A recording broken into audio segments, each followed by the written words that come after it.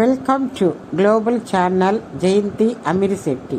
ఉమ్మెత్త విఘ్నేశ్వరుడికి వినాయక చవితి అప్పుడు మనం పువ్వులు కాయలు అన్నీ వాడతాం కదా ఆ పూజకి. శివుడికి కూడా ముఖ్యమైంది ఇది పూజకి. ఇది ఆయుర్వేదపు మొక్క. ఇది ఆయుర్వేదములు అన్నిట్లో వాడతారు దీన్ని. ఇది ఆకులకి బాగా నూనె పట్టించి పొయ్యి మీద సెగ చూపించి మనకి ఎక్కడైనా నొప్పులు ఉంటే ఆ నొప్పుల పైన ఈ ఆకులు అతికిచ్చి కట్టేస్తే నొప్పులన్నీ మటుమాయం అయిపోద్ది.